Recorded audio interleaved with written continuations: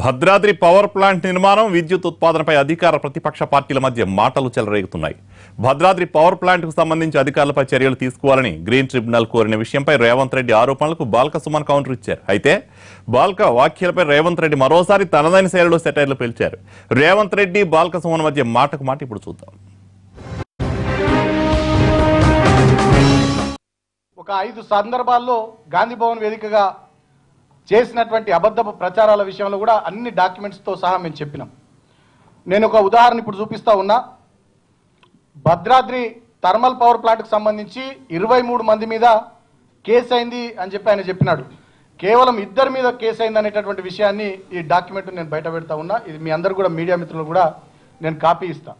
Power ప్రాజెక్టుకి సంబంధించి ప్రభుత్వ తప్పుడు నిర్ణయాల వల్ల, ప్రభుత్వంలో ఉన్న పెద్దల ఒత్తిడి వల్ల అక్కడ అధికారుల మీద 23 మంది మీద ఫిర్యాదు వస్తే గ్రీన్ ట్రిబ్యునల్ వాళ్ళ మీద చర్యలు తీసుకోమన్నది, అధికారులను శిక్షించమని ఆదేశాలు ఇచ్చింది కోర్టు అని నేను చెప్పిన.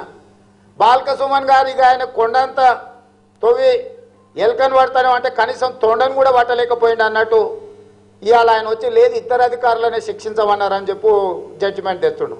అరే బుద్ధి లేనోడా, నేను చెప్పేది అదే.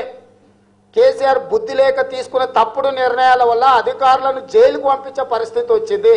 కేసీఆర్ ఎంత తప్పుడోడు, ఎంత తప్పుడు నిర్ణయాలు తీసుకుంటుండు. భద్రాద్రి పవర్ ప్రాజెక్టు నిర్మాణంలో మొత్తం నిబంధనలను ఉల్లంఘించి అధికారుల మీద ఒత్తిడి తీసుకొచ్చి తప్పుడు అగ్రిమెంట్లు చేయడంతో అధికారులు జైలుకు పోయే పరిస్థితి వచ్చింది.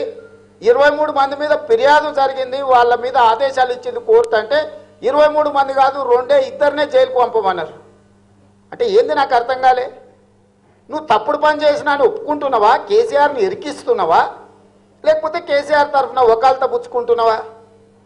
అంటే ఇవాళ బాల్క సుమన్ గారు బయట పెట్టింది ఏంటంటే మా ముఖ్యమంత్రి తప్పుడోడు, ధనదాహం కొద్ది తప్పుడు నిర్ణయాలు తీసుకుంటున్నాడు కాబట్టి 2 ఉన్నతాధికారులను జైలుకు పంపమని గ్రీన్ ట్రిబ్యునల్ ఆదేశాలు ఇచ్చిందని నేను బయటపెట్టిన జడ్జిమెంట్ కాపీ కూడా ఆయన బయటపెట్టి పాత్రికేయులకు ఇచ్చిండు. నేను అభినందిస్తున్నా కేసీఆర్ తప్పుడోడని ఆమోదించినందుకు బాల్క సుమన్ గారిని.